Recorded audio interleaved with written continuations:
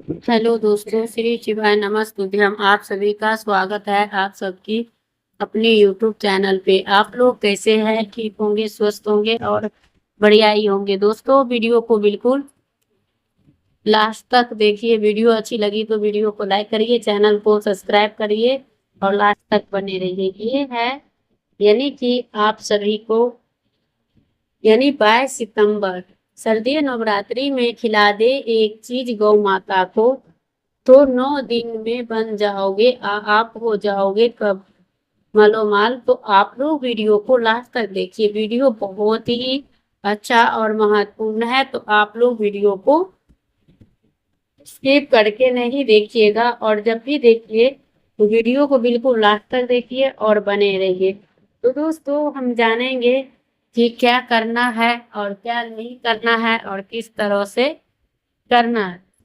आप लोग वीडियो को बिल्कुल लास्ट तक देखिए और बने रहिएगा। और जो मेरी न्यू भाई बहन हमारे चैनल पर फर्स्ट टाइम जुड़े हुए हैं, तो उनसे रिक्वेस्ट है कि वीडियो को लाइक करिए, चैनल को अंत तक जरूर देखिए ताकि उनका नोटिफिकेशन सबसे पहले आप तक के जाए।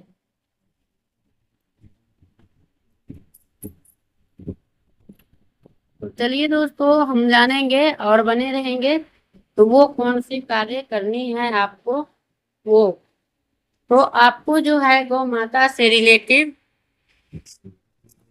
चीजें जो है वो कौन सी चीज खिलाएंगे तो वो हम जानेंगे। तो वो आपको 9 दिन के अंदर आप करोड़पति बन जाओगे। तो ये जो है सबसे नवरात्रि शुरू होने से पहले आप लोगों को ये गलतियां नहीं करनी है जो कि शारदीय नवरात्रि का होता है। तो आपको आपको जो है जो दुर्गा के यानी कि पूजा करते हैं तो ये नवरात्रि में ये काम नहीं करना चाहिए। जैसे कि यकीनन आपको जो है नव दुर्गा की असीम कृपा आपकी प्राप्ति होगी और आपको प्राप्ति होगा और आपको जो है माता रानी आपके घर में धन धान्य का कमी नहीं होने देंगे और सच्चे श्रद्धा से कर लेना चाहिए। तो वो बहुत ही शारदीय नवरात्रि का जो है बहुत ही चीज खास और महत्वपूर्ण है और करोड़पति भी अरबपति होंगे और सभी संकटों से भी आपको जो है लास्ट तक के अन्न धन से भंडार भरे रहते हैं। तो आपको आने वाले पुश्तों सात राज करेंगे 7 जन्मों तक को, तो आप लोग जरूर से करिएगा और लास्ट तक बने रहिएगा और सभी दुख दर्द और सभी संकट दूर हो जाएंगे और दूर होने के बाद आपके कदमों में आ जाएंगे सभी सुख और कदम चूमेगी। आप अगर ये खास चीज कर लेते हैं सर्दी नवरात्रि में माता रानी की आराधना में, तो आपको 22 यानी सितंबर को आपको चुपचाप खिला देते एक छोटी सी चीजें, तो आपको 1 महीने के अंदर बन जाते हो। तो आपको जो है वही काम करनी है और उनके बाद आप लोगों को लास्ट तक बिल्कुल देखनी है। तो असीम कृपा आप पर आजीवन बसती है। तो दोस्तों, आपको जो है अन्न धन वस्त्र की कमी नहीं होती और अन्न धन की को जो है वो शारदीय नवरात्रि में ये उपाय करने से व्यक्ति के जीवन में तत्काल गरीबी खत्म हो जाती है। दोस्तों, आज हम प्यारी सी वीडियो में जानेंगे कि कौन कौन से गौ माता से जुड़े खास और महत्वपूर्ण यानी कि चीजें हैं जो हमें करनी चाहिए। और गाय का उपाय बताने से पहले शारदीय नवरात्रि के बारे में थोड़ा सा जानकारी दे देती हूँ ताकि आपको कब है और कब करना है। तो पूरी तरह से हमने कई वीडियो भेजी हूँ, तो आपको 21 और 22 के तो है, 21 के नहीं है, तो वो आप सभी को तो पता ही है। और शारदीय नवरात्रि के दिन पवित्र नदी में स्नान करना है और सभी भक्तजन को नव दुर्गा की 9 रूपों की पूजा करने के साथ साथ गौ माता की पूजा अवश्य करें और गौ माता के कुछ न कुछ जरूरी करें। इससे जन्मों जन्मांतर तक की गरीबी खत्म हो जाएंगे और नष्ट हो जाएंगे। तो जिस दिन का इंतजार था, तो हर पंडित और एस्ट्रोलॉजर को जो होता है वो दिन आ गया है। तो आप लोगों को भी ये चीज़ करना चाहिए हिंदू धर्म में, और बहुत ही धूमधाम से मनाई जाती है।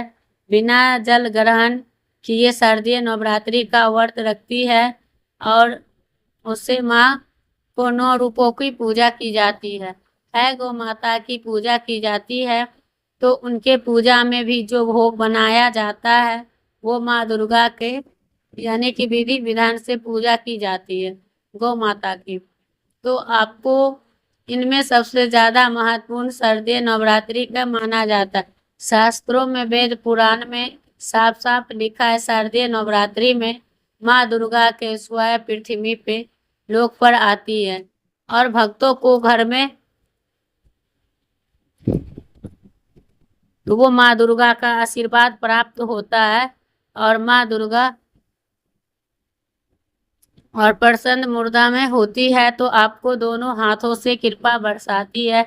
एक तरफ मान्यता है कि शारदीय नवरात्रि में जो सूर्य होता है वो अन्य दिनों की मुकाबिल होता है, और शारदीय नवरात्रि में जो है सूर्य देवता को यानी कि जल दिया जाता है। तो शारदीय नवरात्रि में पूर्ण जन्म की पापों की मुक्ति पाने के लिए मनोकामना पूरी करने की हेतु आपको निर्जला यानी कि व्रत रखनी चाहिए, और सभी यानी कि करना चाहिए। और उनके बाद जो है बहुत ही ज़्यादा लास्ट तक के यानी रहना चाहिए, क्योंकि बहुत सारे लोग 2 दिन 4 दिन 3 दिन तो कोई करता, हाँ करते भी है, कोई नहीं भी करते हैं, ऐसे कुछ होता है। लेकिन नहीं दोस्तों, जब करे तो एक आगे एक पीछे या तो पूरा करे, वही में सबसे श्रेष्ठ माना जाता है। और एक समय अगर जल लेते हो, फलाहार करते हो, और दूसरे टाइम कोई भोजन करते हैं, कोई दोनों टाइम फलाहारी करते हैं, कोई एक ही टाइम फलाहारी करते हैं, आप देख लीजिएगा। ऐसे भी नहीं कहते हैं कि इंसान को बीमार रहे और उनको इतनी बड़ी साधना करना पड़े, तो ऐसे भी नहीं करना चाहिए। और शारदीय नवरात्रि वाले ही दिन करना है। सूर्य देव को अर्घ्य भी देना है, और उनके बाद उन्नति और वृद्धि तो होना ही है, और विधान से पूजा भी करना है। इस बार नवरात्रि शारदीय जो है बहुत ही शुभ योगों के द्वारा आई है, तो आपको जो है गौ माता से जुड़ी हुई है, और इससे कहा गया है कि जीवन के जो दुख दरिद्र है वो सारे कामयाबी होंगे, और सभी से छुटकारा मिलने वाले हैं।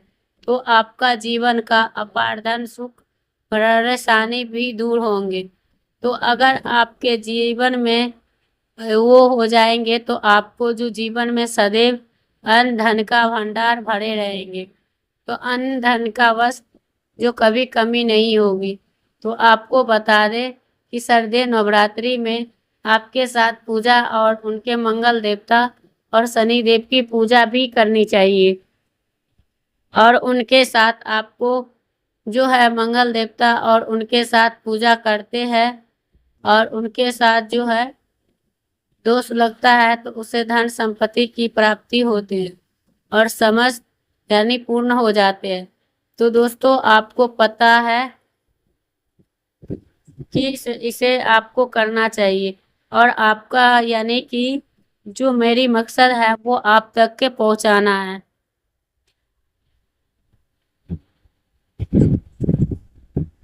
तो लास्ट तक के लाइक करिए और उनके बाद वीडियो में बने रहिए, क्योंकि अगर आपने स्किप कर करके देखेंगे तो आपको समझ में नहीं आएंगे। तो आपको मैं बता दूं कि लाभ की प्राप्ति होगी, और राशि से जुड़े हुए उपाय बताएंगे। तो आप कमेंट बॉक्स में अपनी राशि जरूर बताएं और अपना नाम बताएं, जिससे कि आपको समान हो गया है। और यह हम नाम बताएंगे तो ऐसे बता सकते हैं जय माँ दुर्गा और जय गौ माता अवश्य लिखें। और साथ ही जो है एक उपाय जरूर करना है। गौ माता का उपाय करने से पहले आपको इस उपाय के लायक जरूर करें क्या कि शाम के समय पीपल के पेड़ के नीचे सरसों का तेल का चौमुखी दीपक आटे का बनाना है, और आगे के बाती लगाकर सरसों की तेल की और दीपक जला देना है, और उसके बाद जो मुख्य तेल डालें और उसके बाद बाती डालें, और उनके बाद 4-4 बार हर एक भाग को जलाए। और उससे क्या होता है कि फिर डालिए और फिर देखिए कि आपके जीवन में चमत्कार कैसे होता है। और शाम के जलाकर देखिए कि आपको, देखिए कि आपने चैनल को सब्सक्राइब नहीं किए हैं तो आप ज़रूर से कर लीजिएगा। और आपको ऐसे ही ज्ञान के यानी ज्ञान और उनके लिए वीडियो आते रहेंगे उपायों के लिए, तो आप लोग ज़रूर से देखें। और उनके लिए बहुत ही लाभकारी होते हैं और उसके लिए जो है बहुत ही ज़्यादा मतलब महत्वपूर्ण होते हैं। और गौ माता से जुड़े कौन कौन सी व्रत रहते हैं, तो इससे जिन्हें करने से व्यक्ति को 7 पीढ़ियों तक का बैंक बैलेंस की कोई कमी नहीं होती है। तो संकट से आपको कोई सुख और जो है वो सारे अपने कदमों में आ जाते हैं। शारदीय नवरात्रि में करना चाहिए।